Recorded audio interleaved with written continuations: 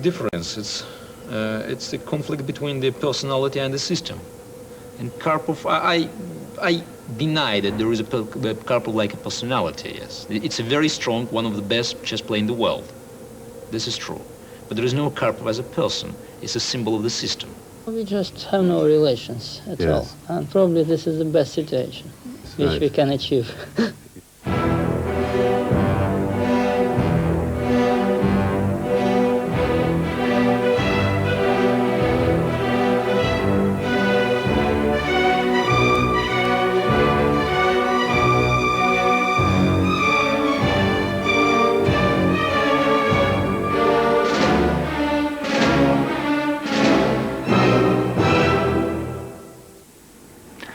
Very last day of 1990, one of the longest running and most bitter feuds in the whole of sporting history entered its final chapter when Garry Kasparov defeated Anatoly Karpov for the World Chess Championship.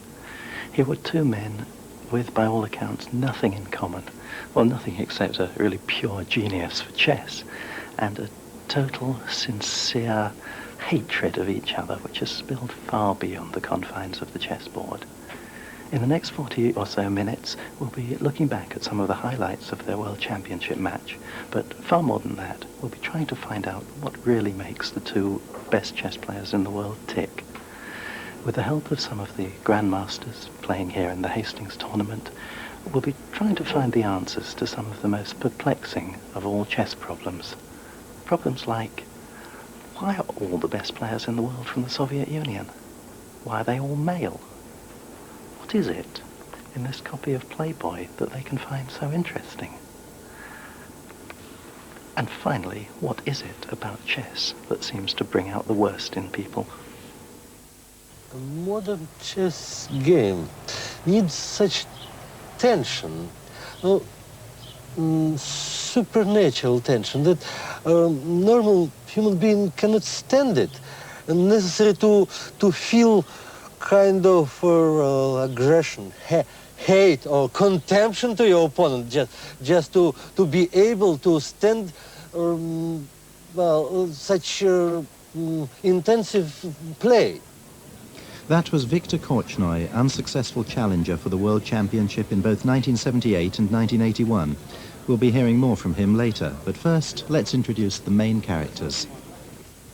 The world chess champion, Garry Kasparov, whose fans were calling him Gazza years before the name became fashionable. Both on the board and off, he exudes a mass of nervous energy and determination. He's charismatic, charming and inspiring, well, according to his friends anyway. Though others have described him as impossibly temperamental and unpredictable. He became the youngest ever world champion 5 years ago, and he's still only 27. The man he beat for that title, and has had to beat 3 more times just to hold on to it, was Anatoly Karpov. Quiet, deliberate, confident and unemotional, that's how both his friends and enemies describe him, Karpov won the world title in 1975 and held it for 10 years. That's the longest unbroken reign in modern chess history. Over the last 6 years, these two men have spent more time gazing into each other's eyes than many married couples do. They've played 155 games, lasting a total of 700 hours. These long spun-out matches for the title have kept them fully occupied for 17 months. Playing at a level far superior to anyone else, they've developed a certain grudging respect for each other. Their initial hostility has been affected too. In fact, it's developed into a genuine mutual contempt of a level rarely seen outside the divorce courts. Anybody who plays 150 games of chess against somebody else, however much they might, unless they were incredibly well suited to like each other very much, there's bound to gradually develop hostility. It's an intolerable situation, having to play this person again and again and again. So I think it's surprising that they aren't more hostile rather than less. To find out where it all went wrong between Garry and Anatoly, we must go back to 1975 and to Bobby Fischer. Fischer was the American chess genius who had the audacity to challenge the Russians at their own game and beat them. They just feel that it's their game and they're not going to let anybody have their title. They just believe in attacking me and using the players to, write nasty articles about me and rig games among themselves and this kind of thing. It's just pure propaganda, and And they don't believe in, they just believe in that they have the title, and the title belongs to them in perpetuity because it's theirs, and that's their attitude. Fischer also had his own views on how chess tournaments should be run, and when the time came for him to defend his title, he abdicated rather than give in on a small point concerning the rules. The Russians won their title back off the board on a technical knockout, and Fischer hasn't played a serious game of chess since. It was a young man called Anatoly Karpov who succeeded to the throne. The best of a new generation of young Russians, he'd swept past the older grandmasters and was now champion of the world. And a great champion he proved to be, winning tournament after tournament, even able to take time off to demoralise young talent. Like England's Nigel Short here. Karpov gave every impression of being unbeatable, if perhaps a little lacking in personal charisma. People don't like to study his character because, in my opinion, he is a very original character among the gallery of great chess players in chess history. Because his first appearance is a very modest, that he has a very thin voice, like, when, for example, when you speak with him, he said, okay, you can buy the stamps, animal sport, you can easily sell it. The first impression is very, very strange. Without chess, I could not live, because if somebody sees a game of chess for the first time and recognize how beautiful it is, he really cannot live anymore without chess. One who has never seen a game of chess is, in my opinion, an unhappy person. He's so thoroughly prepared. He's got an opening repertoire. He knows absolutely inside out. It's almost impossible to get an advantage from the opening against him. Once he realizes what's going on in a position, he seems to grasp it completely, and he'd just churn out move after move very quickly. It's as though everything's completely sorted out in his head.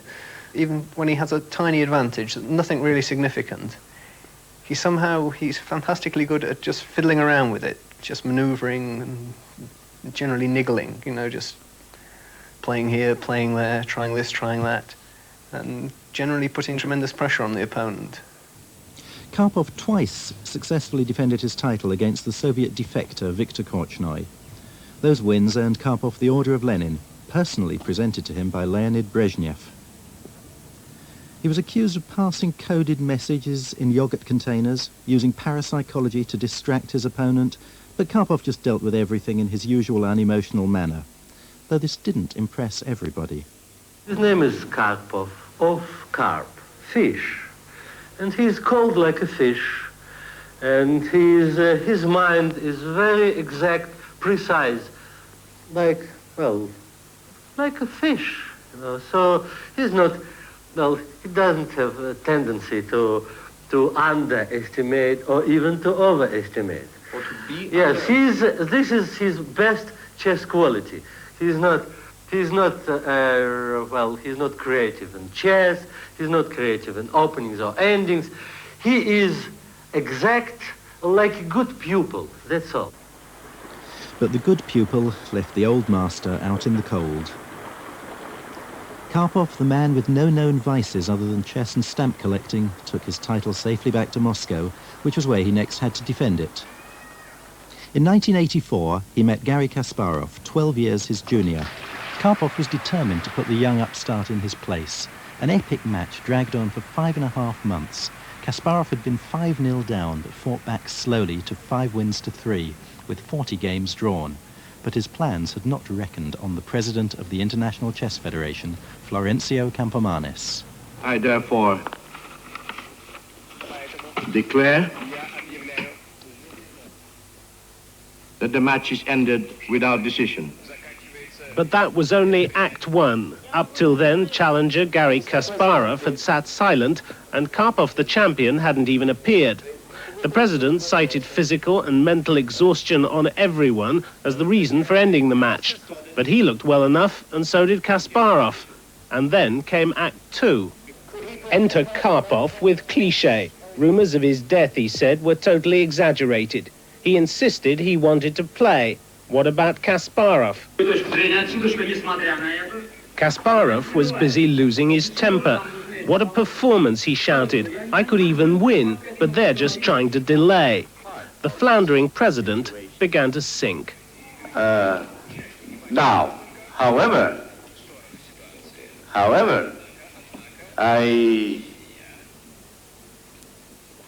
am in a very happy position right now. But it didn't look like it, not for him and not for the Russians either. They just stage-managed their most chaotic press conference in years. The president called for a 10-minute interval. The 10-minute break has already turned into half an hour as the various sides try to work out an acceptable version for the public. That isn't proving easy. Back they came 90 minutes later. The decision stayed. Karpov accepted. Kasparov acquiesced with bad grace. The match would resume from 0 in September. Until then, Kasparov and Karpov had been just like any other two top sportsmen who couldn't stand the sight of each other. But from that moment, Kasparov declared war, certain that Karpov and Campomanes must have conspired to rob him of his chances for victory. But Karpov had good reason to feel cheated too. He had, after all, been leading 5-3. The replay came at the end of 1985, with the rules changed this time to limit the number of games to 24. Kasparov won a nail-biting final game to take the title 13-11. Karpov blamed himself for failing to win the first match. I gave him 48 free chess lessons, he said. I didn't imagine what is the World Championship match, because I won very easily all strongest grandmasters in the world, Bilyatsky, Koshner, Smyslov, and won some tournaments, and I was sure that I could beat Karpov too, because to my opinion 2 years ago there was no difference between the World Championship match against Karpov and the Challenger match against Koshner, for example. But there was great difference, and Karpov has shown me very soon. The next year, Karpov exercised his right to a return match, held half in London, half in Leningrad. Kasparov won again, but only by a single point. He promptly accused one of his grandmaster aides of being a double agent and selling their analyses to Karpov. In 1987, it was Karpov again who won through to earn the right to challenge. In Seville, he took the lead with one game to play. Kasparov responded magnificently to win the final game, tie the match and keep his title. But this near miss just made Karpov all the more determined. So 3 years later, in 1990, it was Karpov again who won through to challenge Kasparov. Now an over 35, Karpov should, by all the rules, have been past his peak, but he was playing as well as ever. What was it that kept him going? What it is that chess is so interesting, and it is, of course, in some way that you connect chess with your brain, with your whole well-being and so on. If you cannot play chess, something must be wrong with you. You must be ill or you must be dying, depending on your age. If you're 35, suddenly you don't play like you know you can, then you must be ill. And if you're 60 and you cannot play like you used to, then you must be dying. It's a fight against death. Karpov's fight against death and Kasparov took him to New York, where the action began with an exciting piece of foreplay. Just before the start of the match, Kasparov's delegation announced that someone had approached them with an offer of $100,000 for their secret pre-match preparation. It was a fairly standard opening gambit, but some suggestions linking it to a petrol bomb attack in the Soviet Union seemed to move the gamesmanship into a higher league. Anyway, all this was forgotten when play began. The opening games were full of drama, some of the best ever seen in world title matches. Kasparov in particular seemed determined to dispatch Karpov once and for all. He won the second game brilliantly, thanks to a fine piece of opening preparation. They rattled out the opening moves, scarcely pausing for breath. After 17 moves, they'd reached this position, and it's a position that Karpov had played as black at least 4 or 5 times before in grandmaster tournaments, and he'd had terrific results with it. Black has bishop, knight, rook, all bearing down on white's pawn here. White's got bishop, knight and rook defending it, but it looks as though white is defensively placed. Karpov's pieces look active. But Kasparov, of course, was prepared for this. He'd spent 4 months analysing this opening for the World Championship. Kasparov's next move, a curious knight retreat. Karpov replied, as he'd had this position before, he played the same move. And Kasparov played a tiny pawn move. And now Karpov had to sit back and think. And the other grandmasters looking at the position suddenly thought, why has nobody played this pawn move before? It looks so obvious. White is giving a very solid support to his pawn in the centre. And suddenly black's bishop, black's knight, black's rook are biting on granite. The pieces aren't doing anything. His other rook over here has its line blocked by its own pawn. His knight, stuck away on the left-hand side of the board, it looks well placed, but it's not doing anything. In the rest of the game, Kasparov just kept his control of the centre, slowly built up a massive attack on Karpov's king. His knight, which had hopped back, hopped forward again.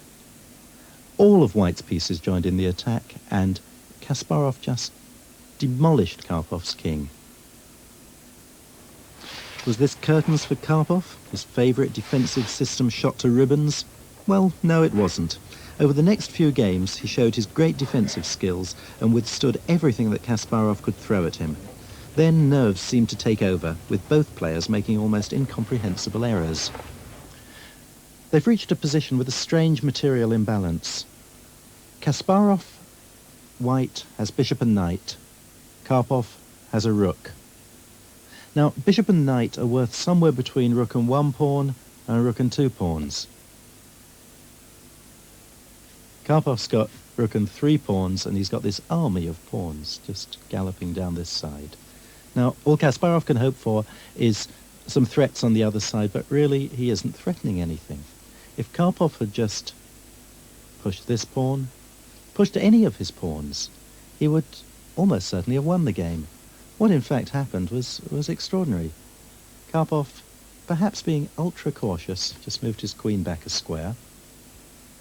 Kasparov gave check with his knight.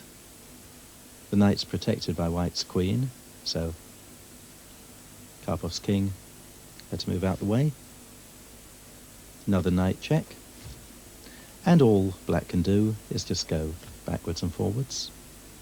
He just can't get out of the knight checks. It's a draw by perpetual check. And an amazing escape by Kasparov. Just a complete blunder by Karpov, giving away half a point. What leads a world champion to overlook something so simple? It's a very, very tiring thing playing chess, as we both know. I mean, you're sitting there for 5 or 6 hours at a chessboard. Your heartbeat is maybe over 100 for 5 or 6 hours. And so it requires a lot of energy. Well, mine is often over 100 while I'm playing. Have you been monitored? Well, I take my pulse sometimes. I haven't been monitored. I mean, it'd be interesting to see what happens. But you can just feel ka-thump, ka-thump, ka-thump. In the 7th game, it was Kasparov who got ka-thumped, thanks to making a blunder maybe even bigger than Karpov's in the earlier game. They reached this position with Kasparov black to move. Now, there's nothing much wrong with black's position. He has to be a little careful. He has a slightly vulnerable pawn here that could come under attack. He has some drafty open spaces around his king, but no immediate threats there. So with a little caution, black's position's fine. But it wasn't after Kasparov's next move. He brought his queen out here. And Kasparov said that as soon as he took his finger off the piece, he just wanted to resign.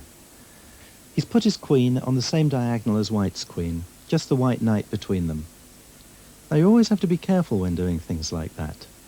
There's always the possibility that the knight will move out the way. The white knight can just move here. Now, it took Karpov 25 minutes to play that move. It's really not that difficult to see, and he must have seen it immediately. He just couldn't believe his luck. Now, the point is that black can't take the knight because his queen would then be taken by White's queen. And if the black queen takes the white queen, White doesn't recapture immediately. White's knight takes the bishop with check. Black's king has to get out of check, and then white's bishop takes the black queen. And you end up with white's rook defending the knight. White has a whole extra piece, and white is bound to win. Now that wasn't actually the way the game went. Kasparov found a way to continue without losing a piece, but he lost the game eventually, and it was because he'd simply overlooked this really elementary tactic. The remaining games in New York were drawn, so when they crossed the Atlantic, it was Kasparov 6, Karpov 6, leaving everything to be decided in Lyon. We shall take the half-time interval as an excuse for a digression about chess, sex, and politics. I buy Playboy for the political articles, actually, and I couldn't help noticing in this issue the pictures of the model with the remarkably hairy arms. Yes, it's our Gaza and his remarkably hairy economic policies. Sell the Kuril Islands to the Japanese, he recommended, or sell East Germany to West Germany. With the Berlin Wall still up, these views looked outrageous, but maybe they weren't such a bad prediction. But why should anyone listen to a chess player? Let's have an instant history of Soviet chess and politics. It all started, like so much else, with Lenin. The Soviet Revolution promised sport, culture and opportunity for the masses. Chess provided all three. Not only that, but it was cheap to organise, and all the Soviet leaders loved the game. Soon every working man's club had its own chess section. Chess was officially sanctioned as a method of raising the cultural and political levels of the labouring masses. Workers of the world, unite. You have nothing to lose but your pawns. They didn't actually say that, but by the time Stalin came to power, they had a 5-year plan for chess. When Mikhail Botvinnik became the first Russian to win an international tournament, he was decorated by Stalin for furthering the cause of the socialist revolution. Botvinnik became world champion in 1948. He was the first of a very long line of Soviet players to win the title. Chess was a major success of communism. Heaven knows communism didn't have that many successes to celebrate. Soviet chess clung parasitically to the power of the politicians. Soviet politicians wallowed in the success of their chess players. And the link between chess and politics is now as strong as ever. When Kasparov took Karpov's title, he praised Mikhail Gorbachev, without whose reforms he could never have accomplished his task. Since then, Karpov has been elected as a deputy in the Soviet parliament, and Kasparov, impatient and disinfatuated with Mikhail Gorbachev, has founded a new democratic party of Russia. In Kasparov's view, there seemed to be more than just the World Chess Championship at stake when he played against Karpov. The city of Lyon hailed the arrival of the two Ks as something on a par with the visit of the Pope and the trial of Klaus Barbie. Quite apart from the $3 million prize fund, they produced a $1 million gold and diamond studded trophy. They started tentatively in Lyon with 3 draws. That made it 8 draws in a row. Neither man seemed able to make any headway. Then Kasparov won game 16. It took him 104 moves and 12 hours play. The very next game, Karpov stormed back to equalise. It was 8.5 all, with 7 left to play. Game 18 was a real oddity. Karpov played his first 20 moves almost without thinking. He was clearly following his prepared analysis. Then at move 21, he sank into deep thought for 69 minutes. That's 25 minutes longer than this whole programme. And all his long think told him was that his position was utterly, irrevocably, hopelessly lost. The whole thing was a complete disaster for Karpov's preparation. That's only for him to blame, because he should be critical enough to check the analysis if he has lost these games on preparation. Well, the opening preparations seem to be so extremely important nowadays that, there are so many delicate moments in every game that one little mishap can be just crucial. In some of the games, they brought along 25 or 30 moves from home preparation with a whole group of grandmasters.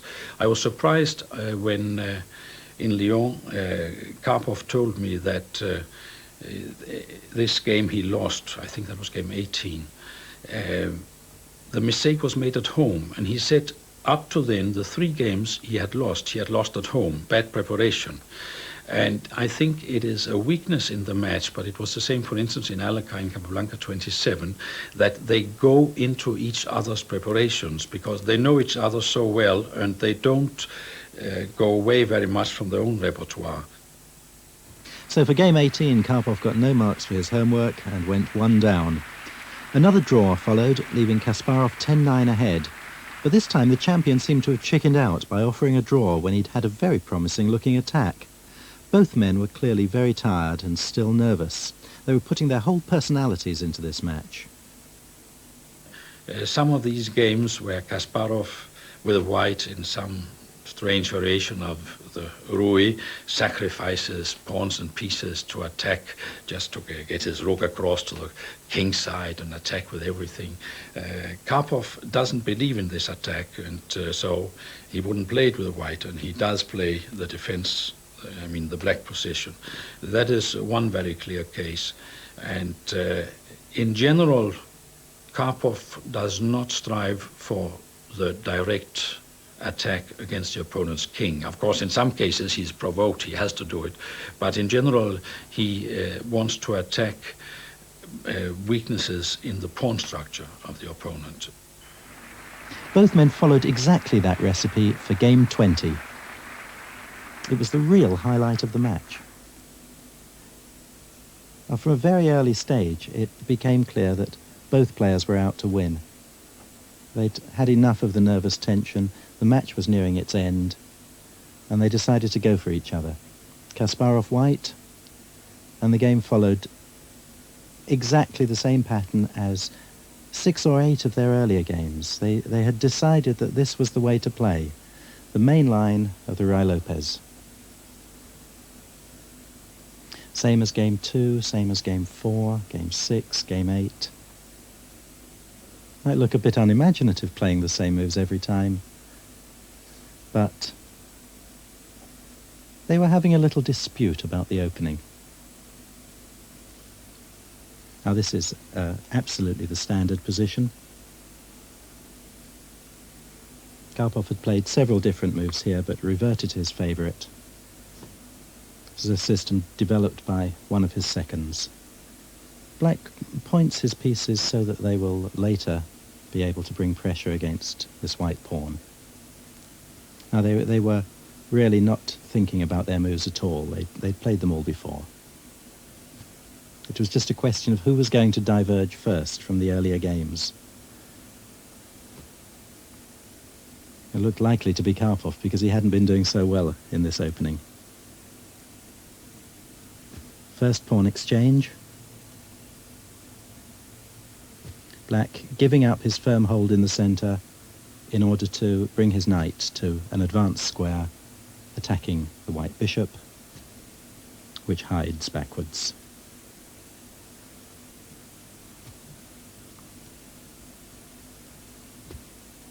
Now Karpov's pawn here, blocking the black bishop out of the game.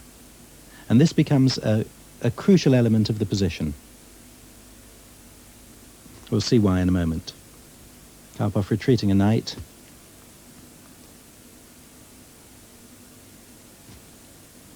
This is what Larsen meant when he spoke of Kasparov's propensity for swinging rooks over. The rook just coming forwards to be able to go sideways and join in a direct attack on black's king. Kasparov just focuses straight on the king. That's what the game's about. Now, a complicating move from Karpov.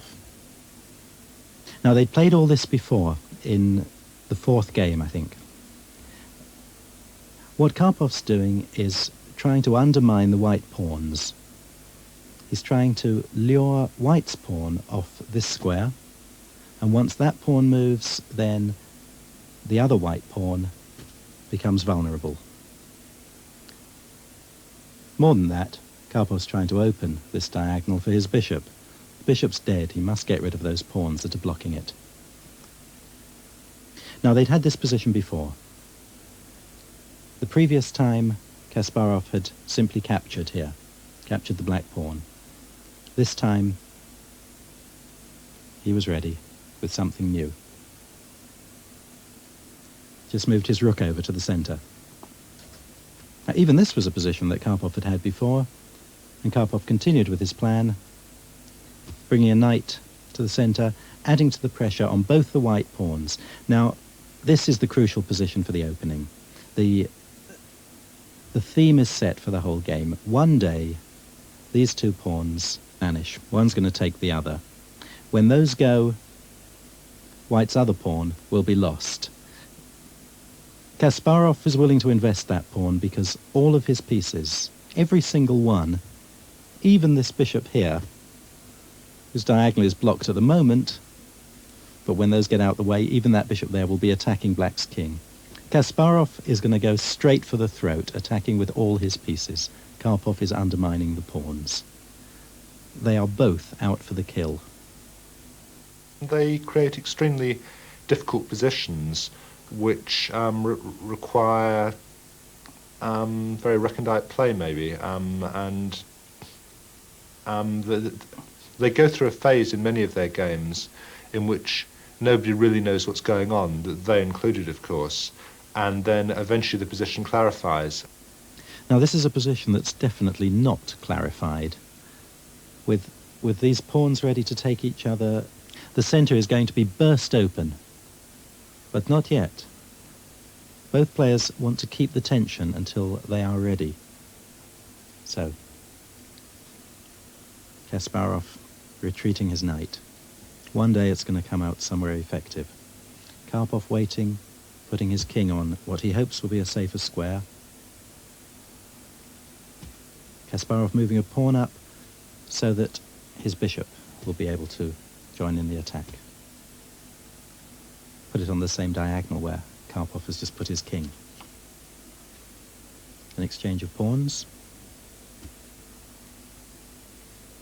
Now, all the time here, everyone was waiting for Karpov to take this pawn in the centre. When he takes that, he'll be in an excellent position to win its neighbour. He's got two knights and a bishop attacking that other pawn. But everything is a matter of timing. Played a very energetic move here, pushing a pawn up, really offering the life of that pawn. White's knight can take it, and that would lure the white knight leftwards. What Karpov's worry is that all of Kasparov's pieces are pointing towards his king. Anything he can get wandering off in the other direction will make life easier. Well, Kasparov refused that pawn. Instead, just getting on with the game. Now his bishop has this beautiful open diagonal with Black's king at the end of it. Well, now it's the moment of decision. Karpov took the pawn. Kasparov recaptured.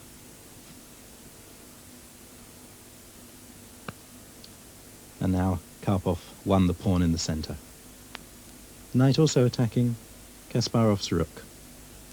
So, Karpov has won a pawn, but anyone who was there in Lyon would know that he wasn't feeling very happy. You could see from his expression he looked really as though he felt what he was doing wasn't right.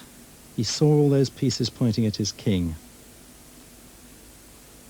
After this move, there was yet another piece pointing at his king.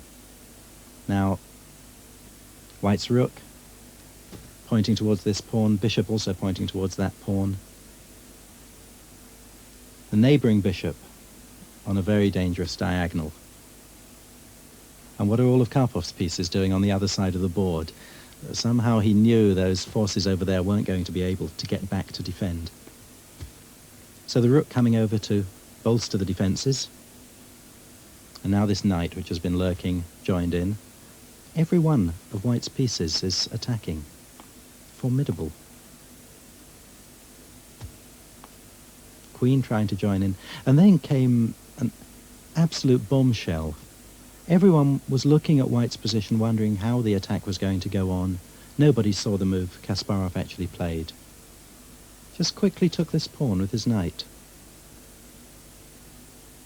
Now this came as a real shock. Of course, Black can't recapture with the pawn.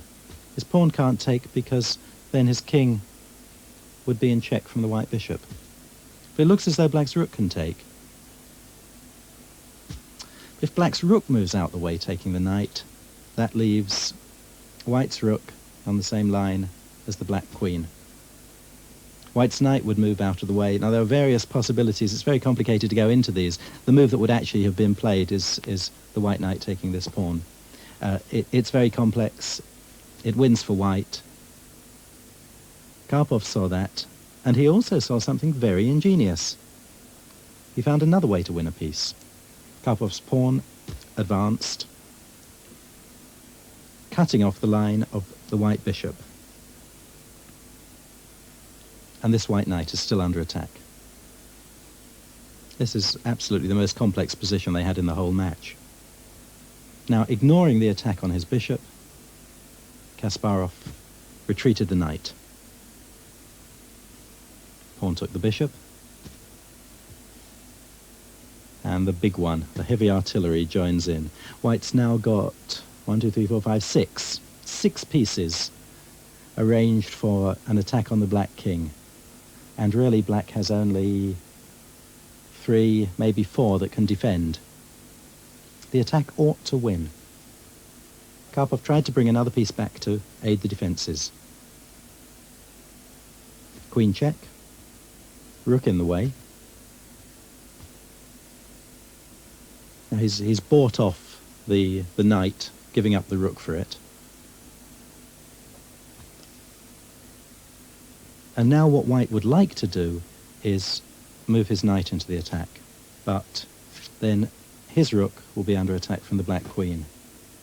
Now, Karpov was very short of time at this moment. Kasparov's next move was painful to watch. Very quietly, just moved his king out the way, just to make sure that this rook back here can never be taken with check. Karpov didn't have much time to think now, and still all these pieces attacking him. Now there are very serious threats of white's knight getting out the way. Karpov moved his queen, at least to make sure that the white rook can't move. This rook can't move anymore. Not for a little while, anyway. So the knight came into the attack. The rook attacks the queen. And worse than that, the knight actually threatens mate. White threatens to move his knight to this square. That would be checkmate. Karpov had seen that, of course. So he was ready, just moving his queen back. But it's all getting rather unpleasant. The rook joining in the attack. Karpov immediately moved the bishop out. And again, everyone at the match was waiting to see how Kasparov was going to finish the game off. He found a way that no one had seen.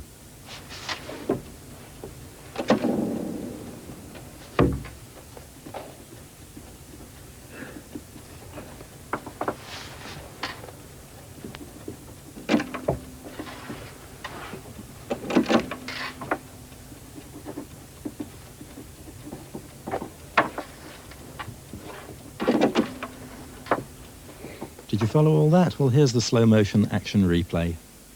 Kasparov won the game with a queen sacrifice, giving up his queen, check to the black king, queen must be taken, another check followed from the knight, only one move for black, and now white's bishop takes the black bishop, check again, only one move. Karpov's queen had to go in the way.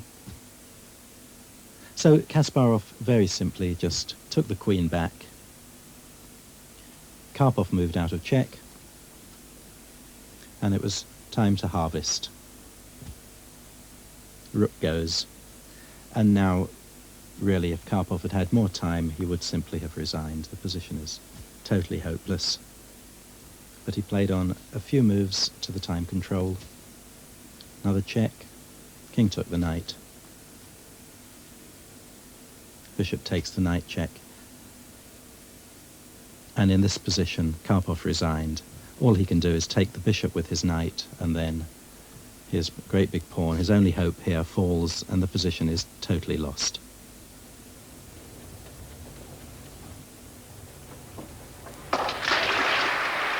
Effectively, that was the end for Karpov. 2 games later, the score reached 12-10. Kasparov knew that he could no longer lose the title. Kasparov finally won the match 12.5, 11.5, taking the winner's purse of $1.7 million from his old friend Florencio Campomanes, still president of the International Chess Federation and now wearing his anti-Kasparov neck protector. Karpov was saved from poverty with the loser's prize of $1.3 million. And did the better man win? Let's hear Bent Larsen's views. At least in this case, it was very clear he was better prepared. Except for a stage in Lyon where Karpov seemed to be tired, I think that Karpov played better. But Kasparov was much better prepared for the openings. So Kasparov is king, and Karpov sentenced to another 3 years on the treadmill of eliminating matches and international tournaments to defend his number 2 ranking. And there are plenty of grandmasters waiting to take his place if he falters. There are established players like Jonathan Spielman and Bent Larsen, both former World Championship semi-finalists. And there's the man who nearly beat Karpov in the last semi-finals, Artur Yusupov. There's Vasily Ivanchuk, 21 years old and tipped by many as the man most likely to succeed. Or are we looking at the wrong gender? Let's not forget Judith Polgar, the Hungarian girl prodigy who's broken all the rules of chess sexism by competing successfully against men. Might Kasparov one day defend his title against a woman? I don't think so. It's too difficult for women to play the real professional chess. Some of them can do it, but still it's very difficult. It's pure fight, and even if they play against weak grandmasters in the tournaments or strong international masters, it's not the same. It's absolutely different level. Garry Kasparov, shaken but not stirred by the latest challenge, secure as world champion. Between them, the two Ks have subdued and demoralized a whole generation of grandmasters. Perhaps we're just going to have to wait for a younger generation to grow up before we finally kiss the Karpov-Kasparov era goodbye. I can't stop. I have to prove every day that I'm the best chess player, and I have to play, for example, World Cup and tournaments, and to win every day.